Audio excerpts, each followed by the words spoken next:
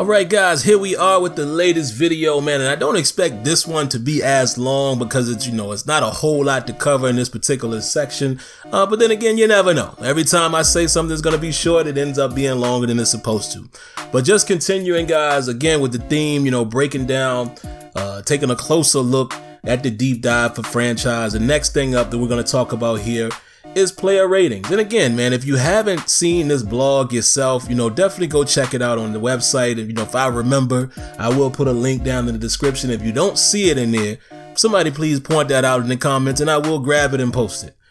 But anyway, just going to read you the real quick paragraph here in regards to player ratings, if in case you haven't seen this already. But it basically says here, 11 fresh ratings have been added to help differentiate players and bring to life the archetype system. Let me read that again.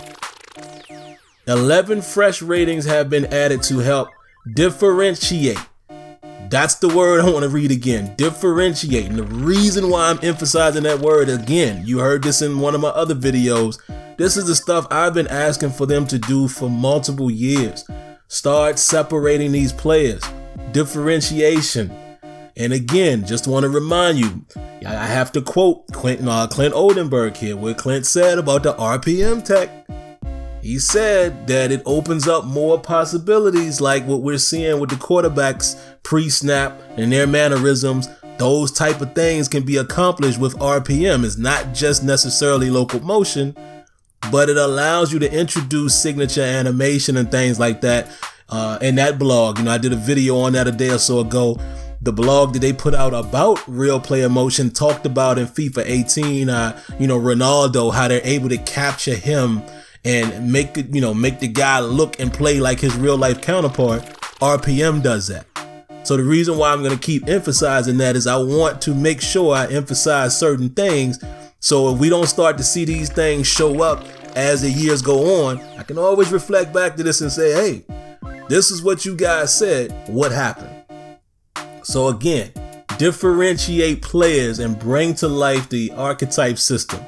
To continue with the paragraph, it says here, for example, the new run block finesse and pass block finesse ratings will be featured on agile linemen. Meanwhile, power linemen will rely on the new run block power and pass block power ratings. Okay, cool. So, you're looking at the screenshot there with golden tape, kind of illustrating how it will look. Now I'll go through here, guys, and I'll read to you what the actual ratings are. We'll post them in the description as well. And we'll try to be as brief as possible on the remainder of this video. So there's break tackle. It determines the broken tackle success for the ball carriers versus standard tackles, not hit sticks or cut sticks. Break sack. Determines whether the quarterback will escape a sack inside the pocket. Throw under pressure. Determines passing accuracy when throwing under pressure. Run block power. It determines success chance for the drive down and power double team blocks on plays like toss and power O. That's an interesting one.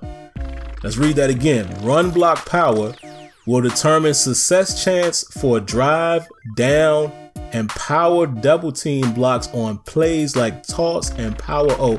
That's going to be interesting. We're going to need to keep an eye on that. Run block finesse determines success chance for zone, reach, and zone double team blocks on on plays like outside zone and stretch. So let me read that again because I kind of botched that. So the run block finesse will determine the success for a zone block, reach block, and zone double team blocks on plays like outside zone and stretch. Lead block determines success chance for blockers leading from the backfield or pulling from the line. Think about counters. Think about powers, things like that. Pass block power, used versus defensive power moves. Pass block finesse is used versus defensive finesse moves. Short route running, used when running short routes, slants, drags, etc. Medium route running is used when running medium routes, curls, digs, etc. And deep route running, used when running deep routes, corner, streak, etc. Again, I have to keep emphasizing this.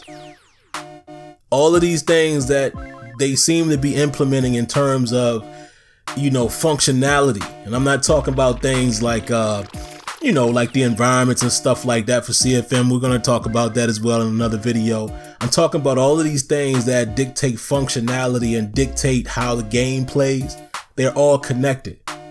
All of these new ratings are connected to the archetypes. It even says that in the description.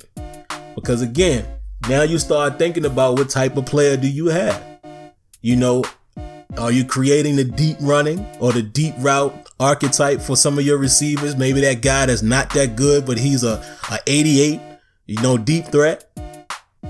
Then definitely you would want his rating as well to be, you know, his deep route running should be pretty good. That's what you would want to build him towards. He might be a bum everywhere else. You know, he might be a 70 possession, but he's an 88 or a 90 deep route or deep threat. And then maybe his deep route rating is also, you know, the deep route rating will also determine exactly, you know, how much, you know, how successful he would be. Because if you look at, let me see, there was somewhere else here, guys. And you know, I like to do these videos live. I'm trying to remember where they, oh, okay, I know where it is. And you'll see this a little more when we do the draft class video. But basically now, you know, there's a guide, you know, where they'll tell you what, you know, an elite guy might look like, a good guy might look like, an average guy might look like, a poor guy might look like. So the benefit of that, man, is you'll be able to tell based on your guy's rating, you know, what category he falls in. And then on top of that, you know, that's his highest attribute. I'm still talking about the deep threat. And then on top of that, you know, you add in the fact that, you know, he has a specific rating and he's going to be good in certain routes, because now the deep route running is corner, streak, etc. So it just goes back to what I was saying before, man, how you tie all of this stuff into creating the specialist based on his archetype. He might even be a certain guy that you're using as a, you know, at a particular depth chart position, like a slot corner or something like that. And then he might have a certain rating that's going to make him exceptionally better than other players in that particular rating, such as deep route or medium or short, etc., etc. So that's pretty much all I got, man, for this section. Again, I just keep emphasizing the fact that they're adding things that seem to be tangible, functional things that work together, that leaves a whole lot of room to grow. And for that, I'm excited about. Of course, we're going to have to see how this all plays out, how it ties together, how functional it is. You know, we can't be naive to think that everything is going to be, you know, cookies and cream. We don't know that yet.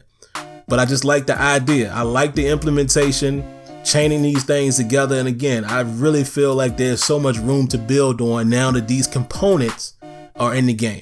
So that's what excites me, and we'll see how it turns out. All right, so that's going to do it for this particular video. If you haven't, make sure you subscribe to the channel. Click on your notifications. I promise, guys, it will never hurt you to hit that like button.